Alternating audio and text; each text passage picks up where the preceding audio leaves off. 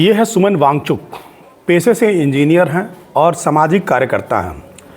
लद्दाख की लड़ाई लंबे समय से लड़ रहे हैं। लद्दाख में शिक्षा को लेकर के, लद्दाख के विकास को लेकर के इनका काफ़ी लंबा संघर्ष रहा है। भारतीय जनता पार्टी ने जब धारा 370 हटाया तो इन्होंने बड़ी खुशियां मनाई थी। भारतीय जनता पार्टी ने, नरेंद्र मोदी ने अपने चुनावी मैनिफेस्टो में ये कहा था कि हम 6वीं अनुसूची में शामिल करने के साथ साथ पूर्ण स्वायत्ता प्रदान करेंगे, पूर्ण लोकतंत्र प्रदान करेंगे लद्दाख में। मोदी जी ने पूरे देश से वादे किए और पूरे देश को धोखा दिया, उसमें लद्दाख भी शामिल है।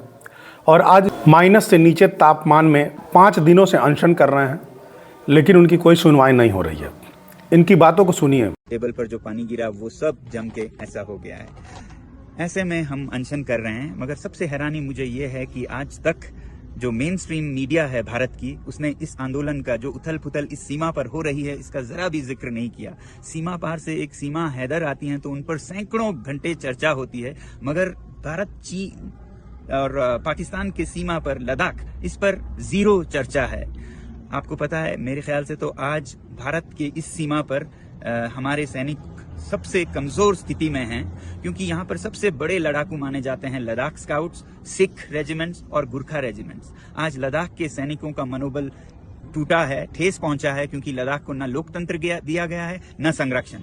और दूसरी तरफ सिख सैनिकों का मनोबल भी कमजोर है, क्योंकि जो पंजाब में आंदोलन हो रहे हैं उसका असर उन पे भी पड़ता है। और गुरखा सैनिक तो अग्निवीर के चलते 4 साल को वो नकार रहे हैं, और वो अब उससे भी बुरा क्या हो रहा है कि चीन की सेना में भर्ती होने जा रहे हैं। तो वही सैनिक जो हमारे शक्ति थी, जिनके बारे में ये कहा जाता है कि अगर कोई कहे कि मुझे मरने से डर नहीं लगता तो वो या तो झूठ बोल रहा है या वो गुरखा है। आज वही गुरखा चीन की तरफ से हमसे लड़ेंगे। तो ऐसा उथल पुथल हो रहा है, मगर हमारी मेन स्ट्रीम मीडिया जरा भी चर्चा नहीं कर रही है। मेरी आपसे विनती है कि आप एक मीडिया बने और इन वीडियोस को शेयर करें और कहें इन हमारे भारत के मीडिया चैनल से, जो कि चौथी स्तंभ है, पिलर हैं डेमोक्रेसी के, कि वो अपना फर्ज निभाएं। मुझे नहीं समझ आता है वो रात को कैसे सोते होंगे इस तरह के दोगलापंथी में।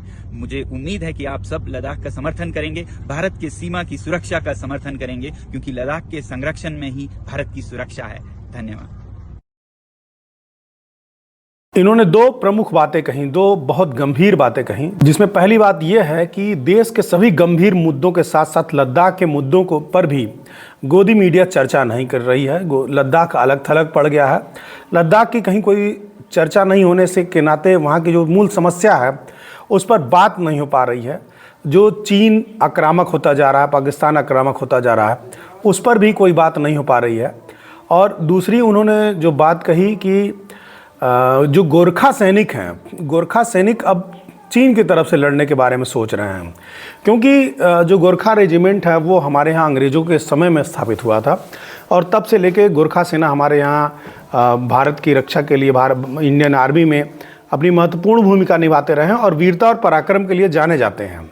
लेकिन जब से मोदी जी ने अपनी सभी सनकी योजनाओं के तहत अग्निवीर योजना ला करके देश की सेना पर थोप दिया है, उस अग्निवीर योजना में मात्र 4 साल में ही आर्मी से लोगों को रिटायरमेंट मिल जाएगा, जिसको लेकर के जो गोरखा हैं, जो नेपाल से आते हैं और वो आकर के यहाँ भर्तियाँ लेकर के देश की सेना में शामिल होकर के देश की सेवा करते हैं, भारत की सेवा करते हैं, तो उन्होंने इसका बहुत विरोध किया कि हम 4 साल की नौकरी सेना में करके क्या करेंगे। उन्होंने अग्निवीर का पुरजोर विरोध किया, और उसी समय उन्होंने कहा था कि अगर अग्निवीर योजना भारतीय सेना में लागू होती है तो हमें मजबूरन मतलब भारतीय सेना को छोड़ना पड़ेगा।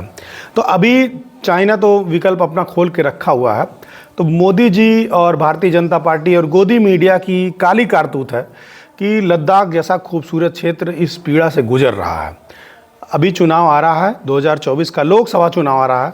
आप सबको याद दिलाने के लिए यह वीडियो बनाया जा रहा है कि अभी आपके हाथ में है कि लोकतंत्र को और देश को बचाने में आपका एक एक वोट जो है बहुत महत्वपूर्ण भूमिका निभा सकता है।